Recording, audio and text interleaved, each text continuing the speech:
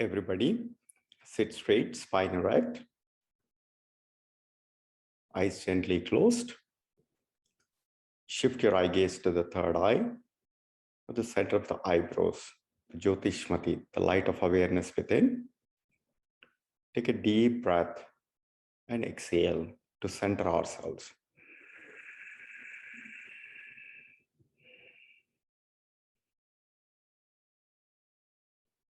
One more time.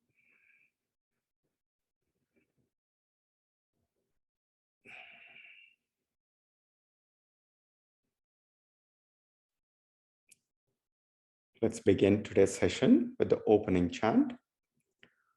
Om Sahana Vavatu Sahanau Bhunaktu Sahaviryam Karavavahai Tejasvinavaditamastu ma vidvishavahai.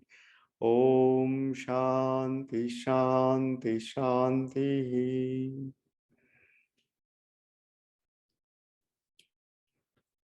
Welcome to the YAC, the 10 YAC weekly Satsang. We've been reflecting, we've been exploring Karma Yoga, the path of selfless action and self-empowering action for the past several weeks.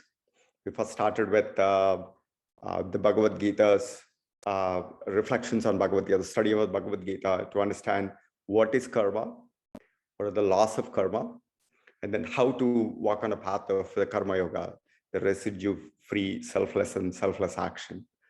And we've also connected the dots with some of the contemporary theories, contemporary frameworks such as Mihaly's flow theory, and the prosperity and the growth mindset, and also the art of allowing with some of the examples like Captain Sully, who with the samyama, with the harmonious presence of mind, he mastered the art of allowing to land a plane on the Hudson River in the most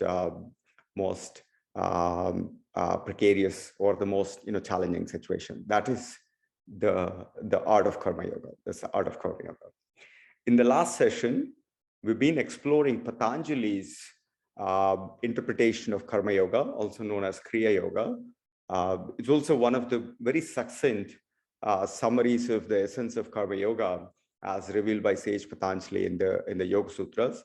So we're going to continue the study of Patanjali's interpretation of Kriya Yoga, and then we'll try to connect the dots with some of the essence from Bhagavad Gita and some of the other contemporary frameworks. Let me share my screen. And before we begin, let's also offer our salutations to sage Patanjali.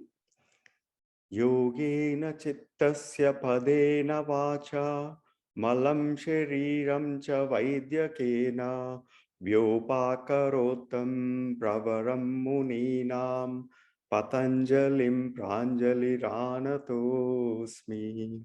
For that sage Patanjali, who helped us with three gifted tools, three blessings for us to purify our body, our mind, and our speech, Trikarana Shuddhi, with yoga for the mind and Sanskrit grammar for the speech, and Ayurveda to purify our mind. For that sage Patanjali, we offer our salutations. And again, my gratitude and my pranam to Sriram Sarvottamji, who shared the essence, who imparted the knowledge of Bhagavad Gita and Yoga Sutras to me. So very quickly, Patanjali defined Kriya Yoga as the path in the three streams of yoga in the Yoga Sutras. The one is Kriya Yoga, the second one is Ashtanga Yoga, and then the third one is Samadhi Yoga. Samadhi Yoga is for the advanced people who are already in that centered state of mind, who can actually go deeper into the different states of enlightenment. That's for the advanced yoga practitioners. And Ashtanga Yoga is the holistic yoga system where even Samadhi and the beginner Kriya Yoga is part of. That's the holistic 8-limb yoga practice. And then the Kriya Yoga is for the beginners who do not have this total control of the mind. So it's easy for them, it's easier to control the body than the mind, and we can use the body as the lever to gain access to the mind. And most of us are situated in the world in the daily duties, at home and at work and different contexts in the world. And the Kriya Yoga is the path of qualified action, And Patanjali very succinctly defined Kriya Yoga as is something that becomes a qualified action if it conforms to three attributes: tapas, swadhyaya, Ishwara Pranidhanani, Kriya Yoga. Tapas, swadhyaya, Ishwara Pranidhanani, Kriya Yoga. And we looked at tapas. Tapas is pushing yourself beyond the your comfort zone, or also it is about the heating the system. And there are three types of tapas. We talked about Sharira tapas, Vak tapas, Vangmaya tapas, and then the Manas tapas. And the Sharira tapas is where, how do we conduct our body? Number one, we have to keep our body clean and fit, and it has to be engaged in the service of the divine or the divine's actions, service of the elderly, service of the learned, and the service of the guru, to do the divine actions, to work for the well-being of others on the path of non-violence, and also in the path of brahmacharya and the contemplation of the higher thought, not mundane thoughts, or it's all about gratifying your senses. And that is how you want to conduct your body. It's not about ignore your body, treat it like an offering of the divine, but it has to be used in the service of the divine and the guru and the service of the learned, and to do their job and work for the well-being of others. In the Vangmaya tapas is extremely important because the words consume or dissipate a lot of energy. So we need to be very, very conscious about what type of the words in the speech that we use, and it has to be based essentially satyam, priyam, hitam. It's just like the words that we use need to be rooted in truthfulness, and priyam, and the compassionate, loving, in the welfare of the well-being of the others. And then that's also the hitam, satyam, priyam, hitam, right? And then every word that we utter or that we actually do, it has to be a self-study. It has to be self-study. There should not be any empty words. It's almost like every time you're actually saying something, it's also your own internal, you're performing the role of both the teacher and the student every time you're actually saying something. So that is essentially that comes down to thou the guru. You are your own guru, and everything needs to be rooted in the self-study. Right? But there is no opportunity, there is no place for any word to invoke an emotion of hatred or hurtfulness to the others. And that is what the Vangmaya tapas, the tapas for the speech. And then Manas tapas. Manas tapas says Maunam Atma Vinigraha. Is the tapas for the mind is to keep the mind in a harmonious state, in the silence, lack of the chatter. And that's what Patanjali defined as Chitta Vritti Nirodha. And when you are in that silent, harmonious, turbulent-free mind, then what happens is Atma Vinigraha. That's when you repose and connect with the self within. So what Patanjali says, Tadadrastuhu Swarupe Avasthanam. We get reposed in the self, the drashta, the infinite radiance, within. Right? Manas prasada saumyatvam. When you are in that harmonious state, that's the tapas. And then the first one is about pushing yourself into the comfort zone and heating the system, and you're becoming the change agent. But at the same time, that needs to be balanced with swadhyayas, in self-study, with the right boundaries, so that you don't overheat in the system. You're only pushing into the uncomfortable zone within the optimal boundaries, so that we don't actually do this. So what it actually means is, again, there are, we talked about three types of tapas. One is the sattvic tapas, where when your intentions of pushing yourself in the comfort zone, then when you're becoming an entrepreneur in the service of the others, in the service of creating a whole being, that is actually the sattvic tapas. But if you're actually doing it for some honor, fame, and respect, or some kind of a monetary gains, again, with the proper conduct, with the proper governance and the rules, then it actually becomes a rajas. It's somewhat of a self-serving. And again, within the rules of the governance. And then the worst one is torture, where you are intensely pushing yourself. When you're constantly overheating the system, you're not respecting the rules of your body, the field, the sharira, or the rules of the environment, the kshetra around you. And what happens is, even though you might be chasing something, but when you're not respecting the rules of the fields of your own body, or the field around you, or the people around you, then it becomes torturous. Then it becomes torture. It's actually violence. It's violence for you and for the people around. And we should not be able to do that.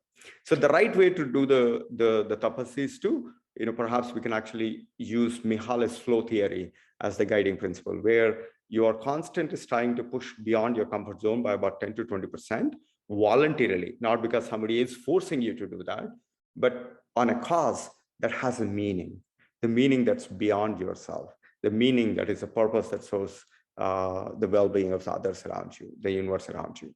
And that's when you constantly get into this joy state, the joy state that you invoke within yourself, that you don't have to be dependent on the external circumstances. And again, that is the essence of karma yoga, how you can, no matter what situation that you're placed in, how you can actually conduct yourself to create exuberance and joy within yourself and for the people around you. And then the last attribute is Ishwara Pranayama. The first two is about the left brain.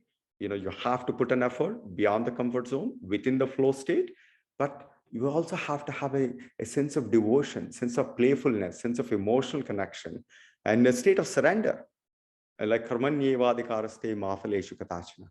We have to surrender the outcome to the supreme energy. And this is art of allowing. This is art of allowing. If you become entitled to that, hey, I put in the right effort within the flow state, but I'm not yielding the right outcomes. Who are we? What do we know about what is the right outcome on such a myopic scale, myopic time scale? Our view of what is success, what's a good outcome, it's very myopic. It's very myopic. So let the universe take over from there, and then let the universe act on and creating the right outcomes, something that's beyond our time horizon, that we may not even know, that's beyond our time horizon. How many times, have you learned about some of the scientists, works, they were properly understood only after they left the realm of physicality. And now we are studying Patanjali Yoga Sutras. We are trying to understand the essence now. So we become infinite. So have a state of surrender.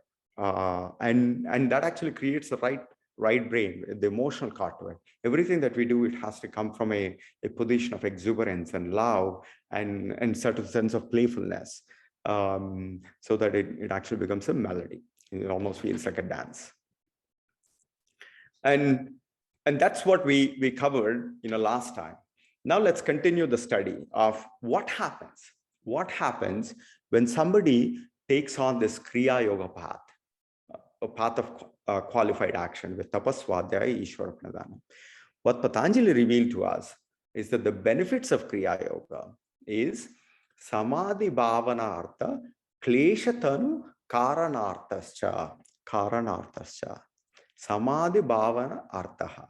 So when somebody is actually engaged in this path of Kriya Yoga, they will get closer they will be on the direction towards achievement of samadhi. They will be heading towards the path of samadhi, path of that enlightenment state. In the Ashtanga Yoga, that is one of the last limb, which is when you start conquering the mind, and then to a point where you are constantly meditating on one object, and then only the ardham remains, and you don't exist. You lose your own identity and you become one with the object. So with the path of Kriya Yoga, when we start engaging in tapaswadhyaya, Ishwara Pranayama, it will actually help us get closer to be on the journey towards samadhi. And the other big benefit is the Klesha tanu. It actually helps. Tanu means reduce. It helps you reduce the Kleshas. The Kleshas is the tendencies of the color mind, that actually the source of all misery and the source of all karma, the bondage. There are certain tendencies, the habits that we engage in, the distorted tendencies of the mind, the kleshas, and those kleshas become the root of all the miseries. and they are also the root of all bondage and the karma. So the path of Kriya Yoga helps us reduce the Kleshas and then helps us get closer to be on the journey towards Samadhi. This sutra has similarities to Asana, Pranayama, and then the Antaranga Sadhana. The benefits that Patanjali said, the bodily practice of the asana, the benefits from the asana is that we actually tato dvandva anabhigataha. It actually helps reduce the conflicts of the body and the mind, but it does not eliminate. Because anything that is involved in a path of action, in the path of outward action, that only reduces the miseries and the conflicts, but it does not actually help you to the state of chitta vriddhi nirodha, the harmonious mind. And that's what we said. The Kriya Yoga is the path of action to actually help towards getting to the state of allowing to get control of the mind.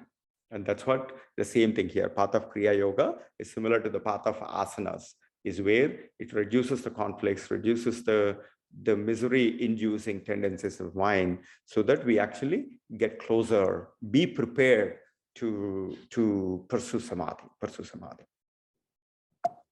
So now let's actually look at what are these kleshas, and then there's how does this the karma life cycle take its own shape when in the actions that we engage in. So Patanjali defined that there are five kleshas, that the colored tendencies of the mind that are the source of all karma, all bondage, the full cycle of sanchita karma, prarabdha karma, agami karma. Agami karma is the karma that we accumulate from the new actions. So there are five kleshas: Avidhya, Asmita, Raga, Dvesha, Abhinivesha, Pancha Kleshas.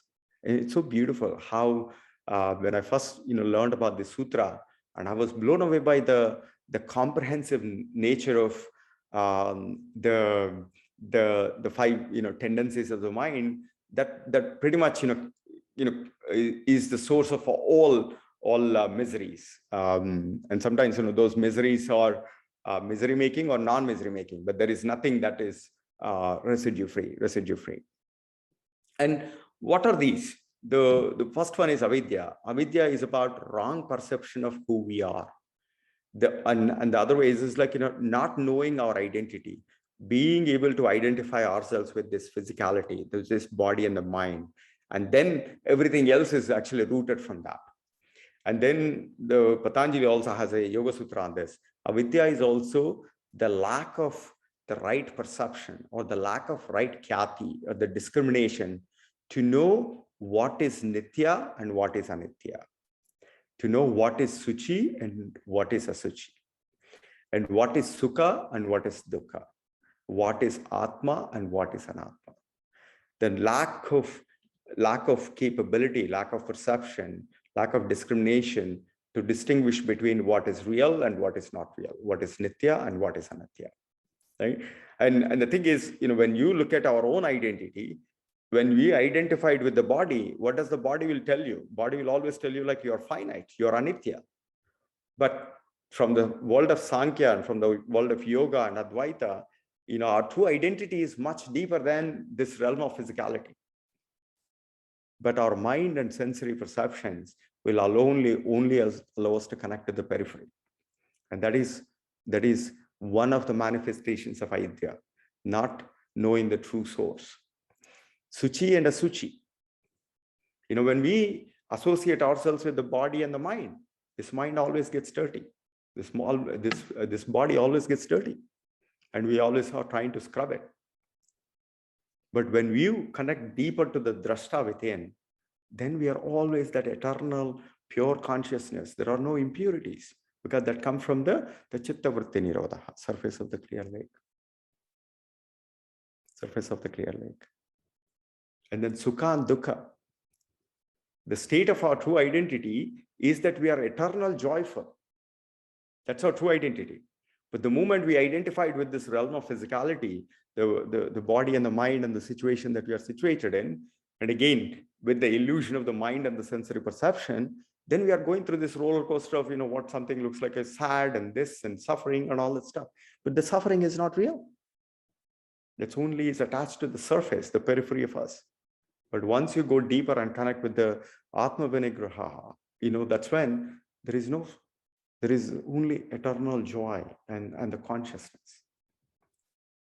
Atma and Anatma. Atma means indivisible.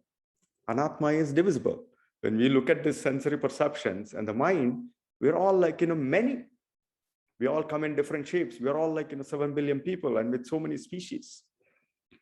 We're divisible. That's a wrong perception.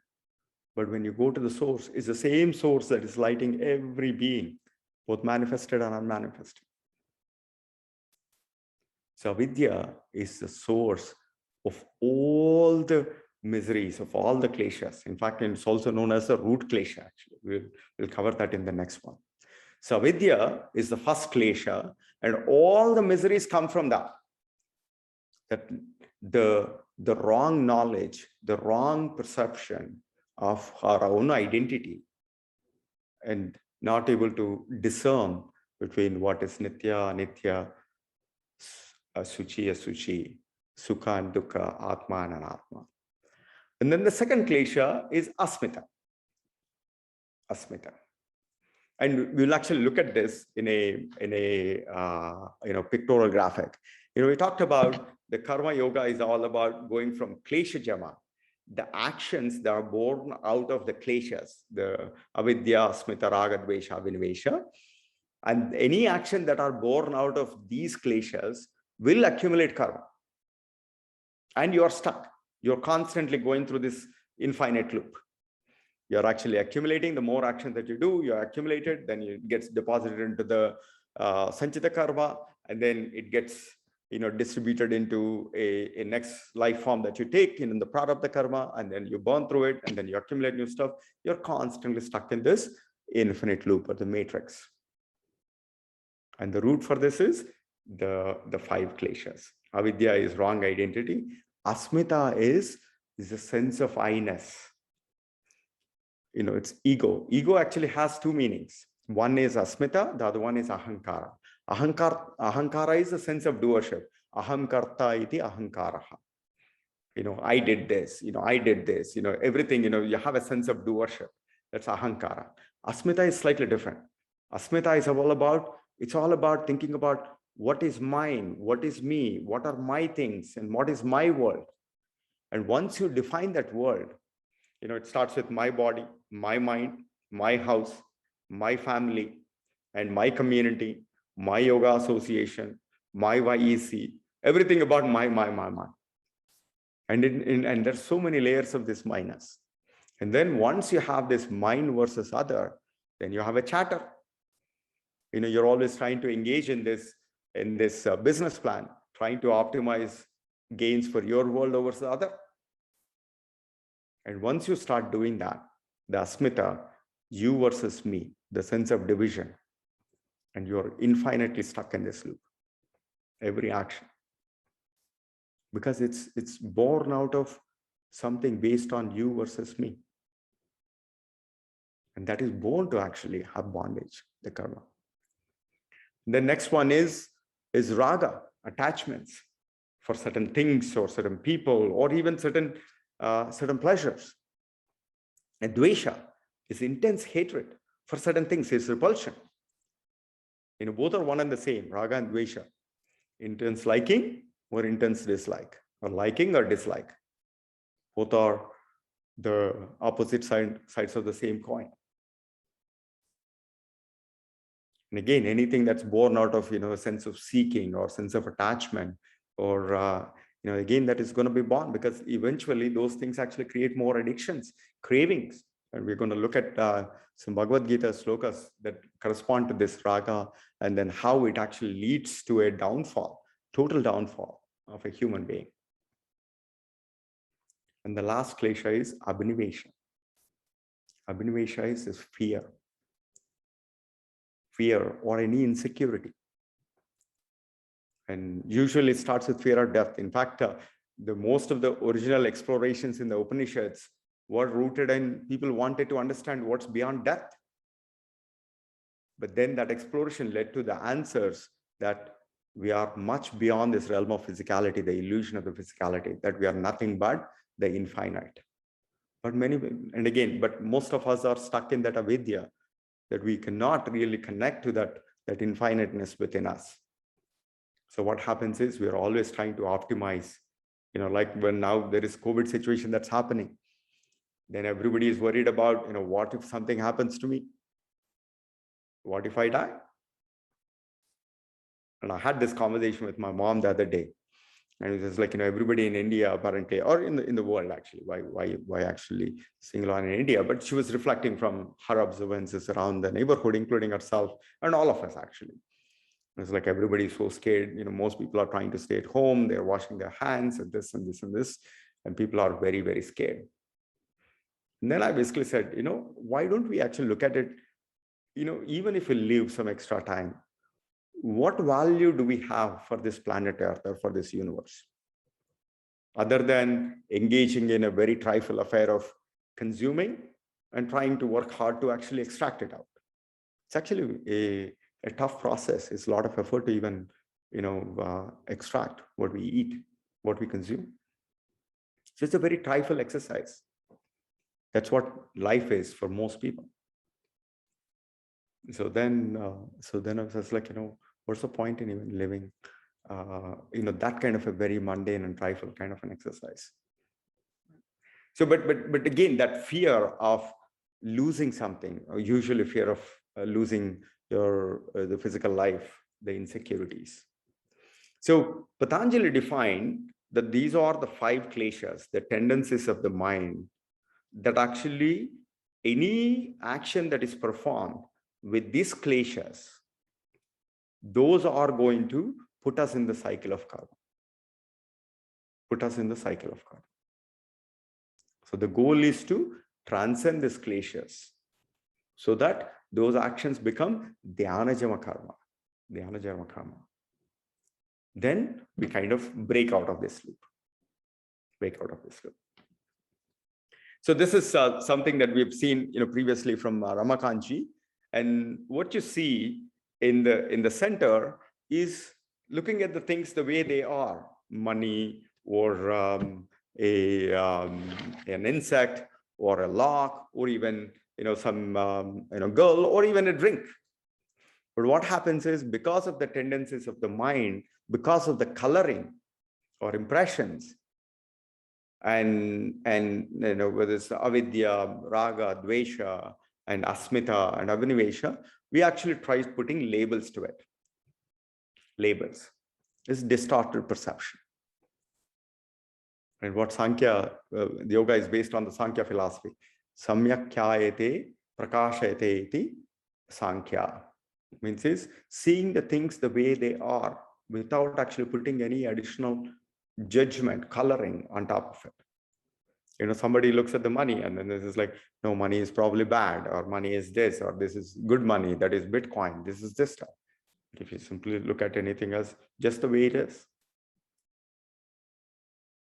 and that is beyond transcending the kleshas. And what Patanjali said when he started explaining these kleshas, then he also said, how do these kleshas manifest? How do these kleshas manifest in somebody? And the first thing, the sutra that Patanjali revealed us, it says, Avidhya kshetram uttaresham prasupta tanu vichinna udaranam. So first and foremost is Avidhya is the root klesha. Everything else, even the Asmita, Raga, Dvesha, Abhinivesha, they're all rooted in Avidhya. First of all, not knowing who we are, the identity of who we are. Once we know that we are eternal one, and we are always pure, and we are always happy, and we see that same oneness all around, then who is your family and who is not your family? And then why do you need to have something for Raga? Why do you need something for Dvesha? And what are you afraid of? What is the Abhinivesha? So Avidhya is the root of all kleshas. But the way to interpret the sutra is, again, that Avidhya, the root klesha, or the kleshas, or the root for all the miseries, and then those manifest in one of the four states. Prasupta is a dormant state. In other words, it may not explicitly manifest, but it stays latent and dormant. And when the situation happens, suddenly you see somebody blow up. Right? People might look very silent and calm and assured, but when something like, when they sit in an aeroplane, or if something that is unhappy about, then they suddenly act out. So that Abhinivesha Klesha is already there, it's dormant. It's just that, but it stays dormant, you don't see it. But then when the situation comes in, then suddenly everything kind of, comes out, blows up. And that's Patanjali said, in some, that actually gets manifested in the Prasupta state. It is like latent and dormant, but when the trigger comes in, it just, pops out. Tanu means, it's actually subtle, right? It's very subtle. And Tanu sometimes is also, could be a good thing. Like, for example, Abhinivesha is a fear. When it is subtle, we can also interpret that as a caution. It's a caution. Like, for example, when you're in the forest, when you know that, there could be some wild animals and this and this stuff, having the Tanu will actually allow you to use the right caution. Right? Caution. But when it engulfs you, when it actually freezes you, then you're always being very tentative. It's like what Shankara and the Sankhya philosophy says. Rajva bhujangamiva. People always confuse rope with a snake. When that is a wrong perception, but that is a heightened sense of Abhinivesha. But Tanu is just like, this Kleshas are manifested in a subtle sense. And Vichinna is, they take different turns. Like sometimes the Vidya starts in Asmita, that Asmita actually it takes a turn into Raga, and then sometimes, it actually, takes a different turn, it takes from random twists and turns. And, but, you're like, sometimes, you're so much in this hatred motion, or sometimes, you're like in this Raga motion. Sometimes, you're very much closed about your own family, your own things. And sometimes, you're like stuck in Abhinivesha. So you're like, on a roller coaster ride. That is Vichinna. And the last one is Udarana. It's actually is a very nice word, and Sage Patanjali uses it here in this context, which is like these Kleshas are running rampant in their lifestyle. In other words, all the actions are very much profound. It's a grandiose display of all the Kleshas running rampant. So in other words, they are so much self-serving, and we even talked about some people who are like, build $1 billion bungalows. That is what is Klesha Udarana. Klesha Udarana. What is the point in living in a bungalow of $1 billion in a country where more than 50% of the people are below poverty zone?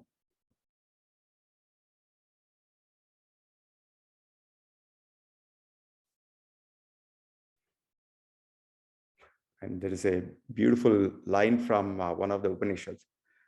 Kasya kamaya shariram ansanjavet. To what benefit are we engaged in these kinds of efforts and these kinds of displays? Udara. So this is, Patanjali's went from the path of qualified action, and then the path of qualified action will actually help reduce the kleshas, the color tendencies of the mind that are the source for all the misery, so the source for all the karma. And then Patanjali, again, then in a very scientific fashion, he laid out the 5, sources for those karma, the kleshas, and then how they manifest in different people or in different, states of being. And Bhagavan Krishna also talked about the same thing. How do these kleshas, if they are not controlled, if they are not, checked, how they could actually lead to one's downfall. Like it all starts with some kind of a desire, and the desire is from a sense of lack. And that sense of lack is because you do not have this full awareness of that you're already full, that you're already whole. So it comes from Avidhya and Asmita. And then, there is this movie that I've not watched, but it's kind of an Arjun Reddy, that you have a strong attachment to somebody that you deeply think that that's yours. And when that doesn't happen, then you become intensely agitated with Raga and Dvesha. And every time I look at this Bhagavad Gita shloka and that movie, as it was mentioned to me, reminds me of such. And there was times where in my previous life or in a stage of my life, I was probably treading on this path too. And I used to always recite this shloka to see whether I'm actually going down this path. But I love this shloka, so let me recite this. Dhyayato vishayan pumsah sangasyeshu pajayate sangat sanjayate kamaha kamat krodho bijayate krodhat bhavati sammoha sammoha smriti vibramaha smriti brahmat buddhinasho buddhinashat pranashyati buddhinashat pranashyati. What it says is, when you start clinging towards certain things or people, and when you are craving, that craving will then suddenly is rooted in sensory. So usually it's based on some sensory perception as a sense of lack. And then that eventually results in lust, kama. And that is constant reflecting on that desire. It eventually results in kama. And then when that desire, that lust, when it doesn't get fulfilled, it becomes anger. At kama, krodho bijayate.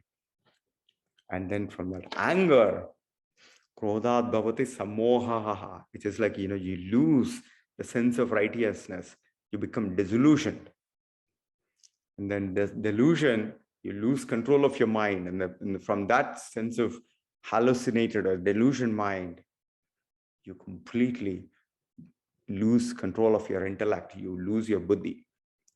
And once you lose your intellect, that's your end. And it's like complete destruction for you and for the people around. It all comes from lack of controlled desires. Lack of controlled desires. And then when you can actually see some of these people, or some of these, not people, some of these minds, states of mind, and constantly thinking about that, and results in frustration. And it gets more and more intensified into lust, and then the anger. And once anger manifests, that's a shortcut to the total destruction. Again, it all comes from Kleshas. And from the Kleshas, and Bhagavan Krishna actually put together a nice trajectory of Arjun Reddy's. Or I don't know what it's called in some Singh, I think. Kabir Singh in Hindi. I do not even know why people would have to make movies like this. So then, what Patanjali actually said, now how do these Kleshas lead into the karma life cycle? And what Patanjali said, Klesha Moola Karma Ashaya. Asha is the tank. Klesha Moola Karma Ashaya Drishta Adrishta Janma Vedaniyaha. So any action that born out of one of these Kleshas, rooted in these Kleshas, will go to this karma tank, will go into the karma tank, the agami karma, and then into the overall, and then eventually to the overall sanchita karma. And then some of them will be manifested in this karma. The effects of that karma will be manifested in drishta in this lifetime, or adrishta janma, or in some of the future lifetimes. Vedanya. This is like so beautiful in one line. Patanjali summarized the entire karma life cycle. Klesha mula karma ashaya drishta adrishta janma vedaniha. And I think, we all know about this. And then that karma ashaya it then results in, Patanjali reveals, how then that it acts out in your birth in the subsequent lifetimes. Satimule tat vipakaha, jati ayu bhogaha, So that from that vipakaha is that karmashaya fructifies. Vipakaha, tat vipakaha, into your next birth. How we are born. What is the jati? Are you born as insect? Are you born as where you are born? And where you are born and how you are born. What is the jati? What shape are you going to take? Man, woman, or now I think there is more layers of that identity of the gender. So that is jati, or even in could be an insect, or could be species, or could be any other form. And then the second one is ayu. What is your lifespan in that next birth? And then bhogaha. Bhogaha is what experiences that you're going to have. Whatever we think as good or bad, or whatever the say are neutral, what experiences? Everything comes from that klesha. Klesha goes into the karma tank, and then the karma tank, karmashaya, results tatvipakaha into your next birth. Or it also results in the experiences of this, but it basically results in the jati, ayu, bhogaha. Ayu is also not number of days actually. Ayu in the yoga philosophy is defined as the number of pranas. It's a breath count. So if you want to increase your lifespan, you have to breathe, you have to use pranayama. Our quota of life being is not based on, you're going to live for 70 years or 71 years. God doesn't have this. Is a calendar that's created by us. The only thing in the world of Sankhya is ayu, is the prana count. So if you want to extend our lifetime, then we have to breathe deeply and burn each prana very deliberately. And I've actually seen some people where their one inhale and exhale, one prana life cycle is sometimes it's 2 minutes or 5 minutes. So that's how you can actually extend your ayu. Bhogaha is the experiences. Satimule tatvipakaha jati ayu bhogaha. So whatever we are engaged in right now, and jati is sometimes, we get confused actually. Jati sometimes, people actually equate it to the 4 varnas, chaturvarnas. Chaturvarnas, which is, Brahmin, Shudra, Kshatriya, and so the 3 ones, the 4 ones. But I think, even Bhagavad Gita says, Chaturvarna maya shrishtaha gunakarma vibhagashaha. Gunakarma vibhagashaha. That varna and jati is based on the environments that you will be put in, where that influences your deeds and your actions. Like as an example, many of us, I do not know what varnas that we are all born into. Like some of people are even people that are born in Germany or Kenya or in the United States. But several of them are exploring this study of Bhagavad Gita or the Vedas and all this stuff. There's nothing to do with what caste or what jati that you're born into. The jati is the context that you're born into that influences your actions and your qualities. Guna karma vibhagashaha.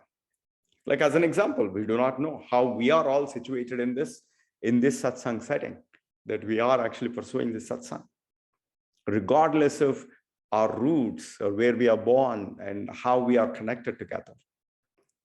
It's all because of the tatvipakaha of some of the tendencies, some of the actions that we had done in the past. And the jati ayu bhogaha. And then what Patanjali said, take hlada paritapa phala punya apunya hetutva. So these actions, the bhoga, or what kind of a bhoga that we're going to get? Some of them are hlada, the pleasant experience. Some are paritapa, some is like, the painful experiences, whatever we get to us. So these bhoga phala, it could be either pleasant or pain, based on punya apunya, based on whether it's a good deed in the service of others or apunya, not in the service of others, wrong deed. It's very simple. So your experiences are directly correspond to the type of the deed, the quality of the action, punya or apunya. I think it kind of goes back to every action has an opposite reaction. What you sow shall what you reap. So if you do punya things, then it results in more halada experiences. You do a punya, then it creates more partapa. And again, don't get confused by the myopic time frame, right? Sometimes, you may steal something and you may get some instant exuberance, what may seem like a hlada. But in the long term, dukkha jnananantapala, it actually leads into an unbounded misery and ignorance down the road. Hlada paritapa. So this is kind of the full karma life cycle as summarized by Sage Patanjali, Now, how do we transcend this? How can we break out of this karmashaya? And in a way, Patanjali already explained this. Any one thing which is like kshetra mula, any actions that are born, klesha mula, any actions that are born out of those 5 kleshas are going to induce karma. So the transcending the karma is very simple. We just have to transcend those kleshas. So all the actions need to be born out of Avidhya, Asmita, Raga, Dvesha, Abhinivesha. And that's what we're going to quickly look into. And what basically says, the people who are yogis, parinama tapa samskara, dukkaya guna vrittihi, virodhacha dukkhanam eva sarvam vivekinaha. Dukkhanam eva sarvam vivekinaha. For those vivekis, for those people with the right perception, this halada and paritapa are one and the same. The pleasure and pain are actually one and the same. All the labels, good and bad, are one and the same. In fact, all of them are suffering. All of them are dukkha. And that's what Buddha said in the Four Noble Truths. The first thing he basically said is, sarvam dukkham. Dukkham. It's all misery. This life is misery. And in the realm of physicality, once you identify with this. And then the second thing that Buddha said is trishna. The desire is the root of the suffering. And the third noble truth is kaivalya. Once you transcend the desire, then you achieve that ultimate liberation, the freedom, that eternal pure joy. Kaivalya, the freedom. And the fourth noble truth said is marga. There is a path to doing that. It's so beautifully said. Dukkham, dukkha, trishna, kaivalyam, marga. And that's what Patanjali is capturing in the Yoga Sutras.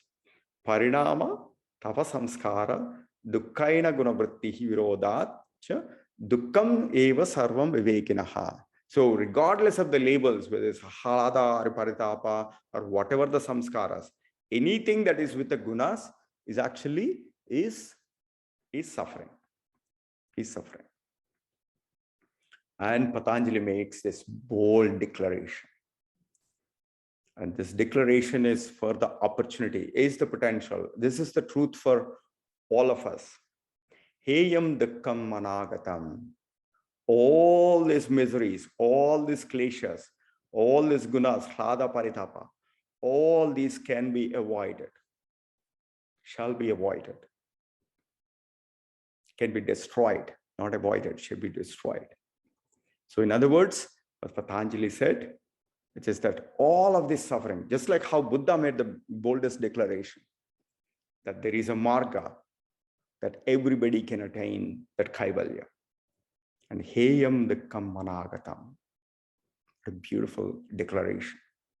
It's almost like a declaration of independence for humanity, the liberation of the humanity. So you always say that Patanjali and Buddhas are one of the greatest entrepreneurs of all time. And they looked at a problem of a gigantic scale and they came up with a solution. But how? And Patanjali in the last chapter says, Tatra dhyanajama anashayam. Tatra dhyanajama anashayam. Dhyana, any action that is born out of a meditative mind, the harmonious mind, free of the chatter of any of the kleshas, or the sense of separation of you versus me, free of any Abhinivesha, free of insecurities, free of fear of death, free of raga, or free of hatred, free of Avidhya. Because Avidhya creates, all these boundaries, limits of our experience. But when you let go of all these boundaries and you start anchoring in yourself that we are nothing but Nitya Suchi Sukha Atma, and then we are simply using this vessel, the body and the mind, in the service of the others, in the service of the well-being. And then there is no label of who is mine and who is, my family and this stuff. It doesn't mean that you let go of the relationships, but you don't do things to optimize one versus the other. The moment you start optimizing one versus the other, that's when you get stuck in the kleshas. Tatra dhyanajam anashayam. So Patanjali made the declaration and immediately said a sutra that basically says like, yes, perform this act of meditation in samyama. Then we will build that Ridambara Prajna, that intuitive power, and every action will take the shape of the divine quality. And that inner peace and outer dynamism. Inner peace and outer dynamism. And this is our true potential, to become completely residue free. There is all the karma quotas. Agami karma is 0. And then Sanchita karma is 0. Prarabdha karma is 0. I mean, of course, you would have to burn through some of the past tendencies, but all the forward-looking stuff that we break out of the cycle. We break out of the cycle. And that's when we are acting with full intuition, Ridambara Prajna. And then that's when we gain total control of the universe. We can achieve whatever we want because you're not doing it for yourself or optimizing for your own family or kith and kin or your organization. So that's where the 3 yamas, yama, niyama, and samyama. Tatra dhyanajam anashayam. And at some level, that is our collective purpose at YEC. That's how we can design excellence in the world. Youth excellence, you. Tattvamasi. Tattvamasi. So this is Patanjali's way of defining the karma yoga in the Kriya Yoga, where he went from the path of qualified action, tapas, swadhyaya, Ishwara Pranayama, and then the path of Kriya Yoga is going to reduce the Kleshas, and he talked about the Kleshas, and the Kleshas are going to reduce the Kleshas, and then how the Kleshas affect and play into the karma life cycle, the karmashaya, and these experiences. And then finally made the declaration that ultimately, whether it's a hlada experience or partapa experience, both are suffering. And the vivekinaha, the right yogis, will have to transcend everything is suffering. And the way is to not the Kriya Yoga. From the Kriya Yoga, You prepare yourself, and then you jump into Ashtanga Yoga, the Antaranga Sadhana, and the Samadhi Yoga, the advanced yoga, where you do the pursuit of the tranquil, harmonious mind and equilibrium mind, and you get into the state of samyama. And then once you are in the state of samyama, then you start doing dhyana jama karma, residue-free action. You break out of the loop. And this is what, again, Bhagavan Krishna said, karmanya karma. Those folks who see action and inaction. Ya pashyati akarmani cha karma yaha. Action and inaction, inaction and action. And those with that like of yuktaha kritsa karma krite. So those people with that inner peace and outer dynamism are engaged in dhyana jama karma, residue-free action. And that is the secret of how we have to play in this world, where we can be engaged in the world, performing different roles. The only thing that we need to make sure is that we don't create a sense of asmita. Am I doing it for myself or my family? The more where you're trying to do this as me versus somebody else, and the chatter is one that actually start building the karma. But you can actually pursue the world and engage in all the activities like what Bhagavan Krishna said, the sage Yajnavalkya did. Yajnavalkya had a married life, and I believe he has 3 wives or something. But the thing is, as long as they were not actually doing any actions to optimize for their own family versus others, and they treat everybody as the same, while respecting the institution of marriage. Then it becomes, then you can be married and still be in brahmacharya. You can engage in the world, but without getting stuck. And that is the secret of karma yoga. So with this, let's wrap the session on karma yoga. We covered, started with Bhagavad Gita, then we studied the modern frameworks and we connected those dots. And then the last one is Patanjali's Kriya Yoga. And Patanjali, in few sutras, summarized the entire essence of karma yoga with the root of the problem, the path, and then the final solution, and with the bolder declaration, Heyam Dukkam Anagatam, and with the recipe, Tatra Dhyanajam Manashayam.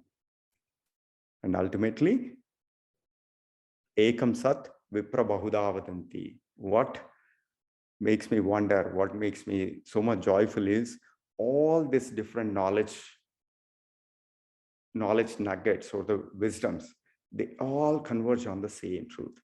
They all converge on the same simple truth, that we have to engage in a path of selfless action and self-empowering action.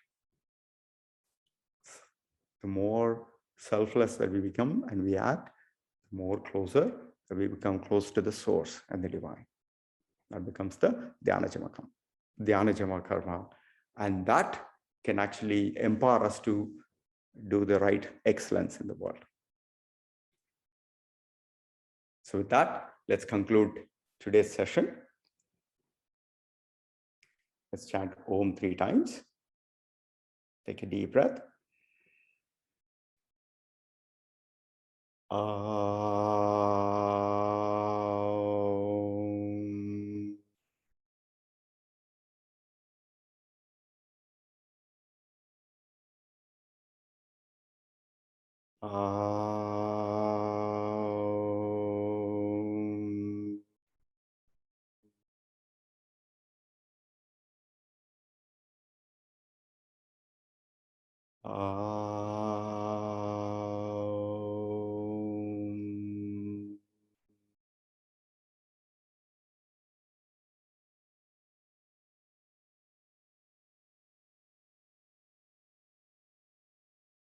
It is a beautiful hymn from one of the Upanishads.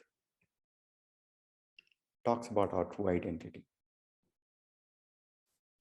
Shrinvantu Vishwe Amritasya Putraha Ayadamani Divyani Tastuhu Vedahameham Purusham Mahantam Aditya Varnam Tamasa Parastat Yeviditva Tvameva Viditva Atimrutyumeti Nanya Pantaha Vidyate Ayanaya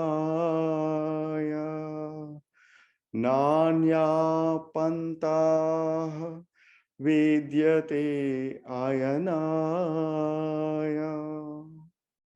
We're all children of that immortality and the infinity.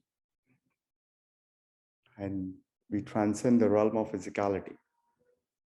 And those people that connect to the sunlight, the sun that is radiant from within, the Purusha that is resident within, Aditya Varnam.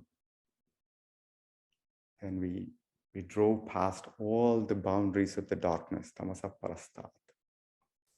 And let's all take on this journey to connect to that infiniteness and the immortality and build the right intuition and right knowledge within us. That, let's do the final chant. Om Sarve Bhavantu Sukhinaha Sarve Santu Niramayaha Sarve Bhadrani Pashyantu Ma Kaschid Dukkha Bhag Bhave. Om Shanti Shanti Shanti. We wish everybody to be happy. Wish everybody to be free of sorrow and illness. We wish everybody to see on the auspicious things. And let there be peace everywhere. Your palms, and with the fire and love of knowledge, of your eyes to transmit this right knowledge. And slowly and gently at your own pace, with a bright smile, open your eyes. Jai Vrutta. Hey, Ramakant garu bagunnara? Jai Vrutta.